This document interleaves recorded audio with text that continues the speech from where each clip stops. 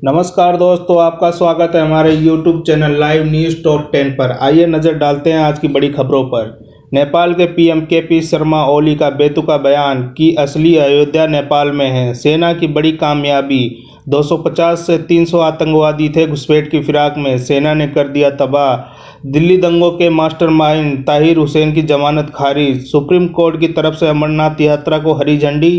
राजस्थान के सियासी मामले थमते नजर नहीं आ रहे हैं। चलते हैं दोस्तों अब विस्तार से। जाने से पहले अगर हमारे चैनल पे आप नए हैं तो सब्सक्राइब के लाल बटन को दबाकर सब्सक्राइब करना ना भूलें।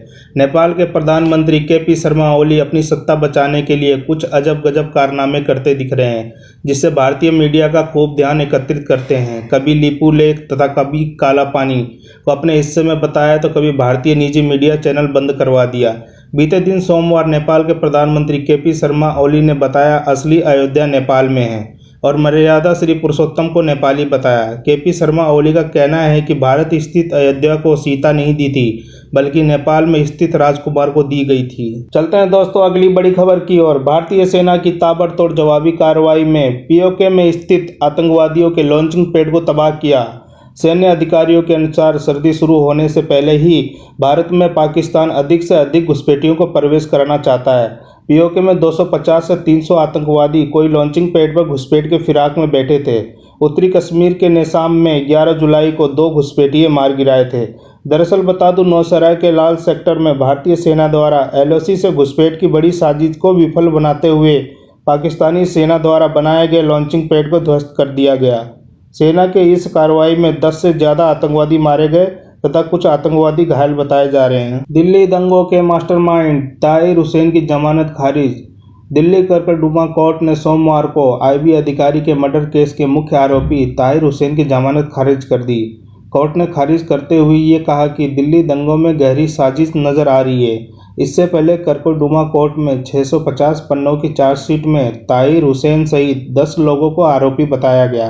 क्राइम ब्रांच ने दावा किया कि दिल्ली हिंसा के दौरान अंकित शर्मा की हत्या और दंगों के पीछे एक साजिश थी। चलते हैं दोस्तों अगली खबर की ओर। अमरनाथ यात्रा को हरी झंडी। सुप्रीम कोर्ट बोला हम नहीं लगा सकते इस पर रोक। उच्चतम न्यायालय ने कोरोना महामारी के कारण इस साल अमरनाथ यात्रा पर रोक लगाने वाली संबंधी याचिका को सोमवार की सुनवाई में इनकार कर दिया।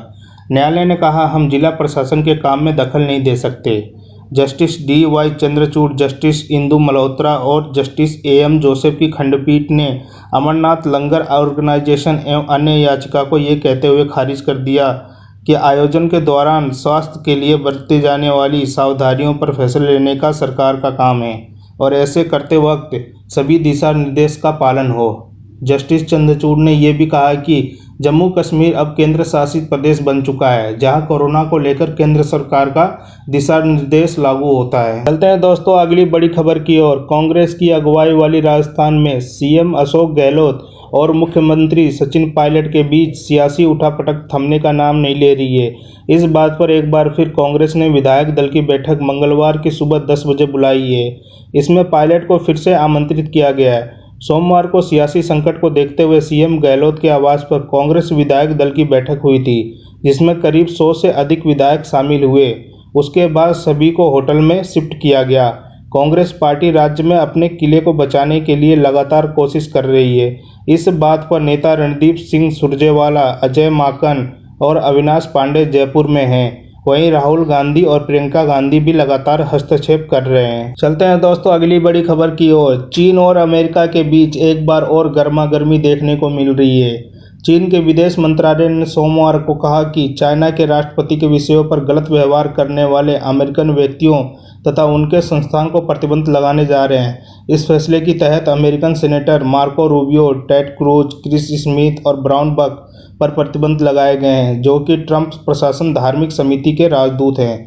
जानकारी के लिए बता दूं, बीते कुछ दिन पहले अमेरिका की तरफ से चाइना के अधिकारियों के वीजा पर पाबंदी लगाई गई थी। इसी का पलटवार करते हुए चाइना ने एक्शन लिया है। चलते हैं दोस्तों अगली बड़ी खबर की ओर। चीन से खत्म हो रहा है मोबाइल कंपनी एप्पल का करार, हरियाणा लाने की तैयारी। हरियाणा के उप मुख्यमंत्री दुष्यंत चौटाला ने कहा कि मशहूर मोबाइल और इलेक्ट्रॉनिक कंपनी एप्पल का चीन के साथ करार खत्म हो रहा है।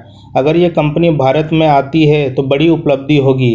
वह चंडीगढ़ में जेजीपी जननायक जनता पार्टी कार्यालय में पत्रकारों से बातचीत कर रहे थे। उन्होंने कहा कि उद्योग मंत्री के नाते वे चाहेंगे कि हरियाणा भी एप्पल कंपनी के साथ मिलकर काम करे।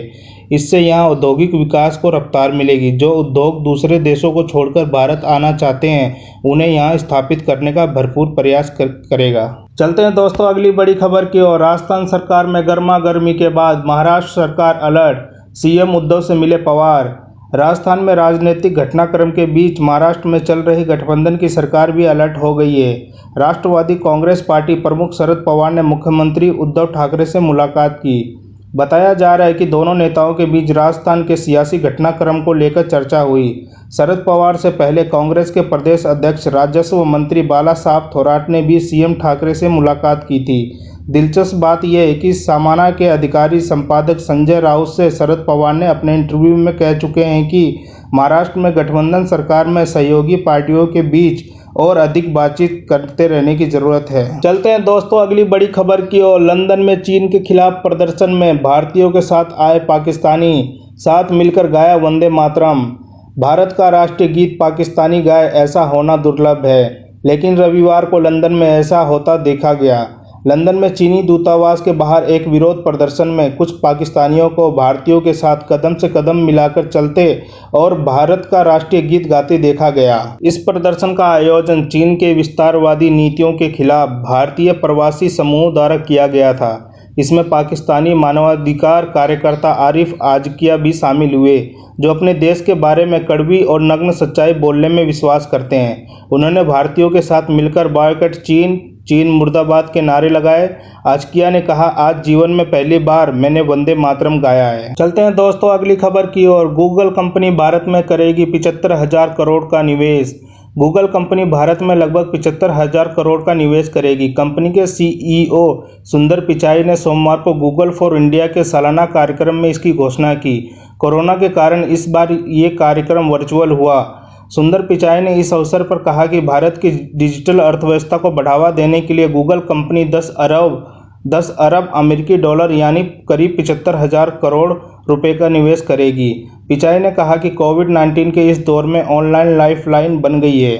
सुंदर पिचाई के अनुसार गूगल कंपनी का ये फैसला दर्शाता है कि विदेशी निवेश के मामले में भारत आकर्षण का एक केंद्र बनता जा रहा है।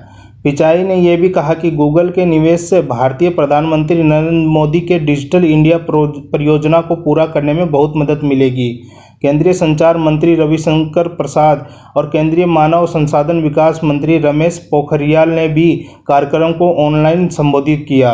गूगल फॉर इंडिया सबसे पहली बार साल 2015 में आयोजित किया गया था। उसके बाद से हर साल ये कार्यक्रम आयोजित किया जाता है। सोमवार को गूगल फॉर इंडिया का छठा कार्यक्रम था।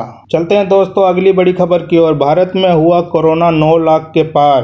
बीते दिन सोमवार को 28,178 नए केसेस सामने आए तथा 540 मारे गए। अगर बात करें राज्य दर राज्य आंकड़े की, तो महाराष्ट्र 6,497, तमिलनाडु 4,328, कर्नाटका 2,738, आंध्र प्रदेश 1,935, उत्तर प्रदेश 1,654, तेलंगाना 1,550, वेस्ट बंगाल 1,435, दिल्ली 1,246, बिहार 1,116, आसाम 1,001, गुजरात 902, हरियाणा 689, ओडिशा 616, मध्य प्रदेश 575, राजस्थान 544, केरला 449, पंजाब 357, जम्मू एंड कश्मीर 314, झारखंड 203, छत्तीसगढ़ 184, गोवा 130, नागालैंड 71, उत्तराखंड 71, पांडुचेरी 50,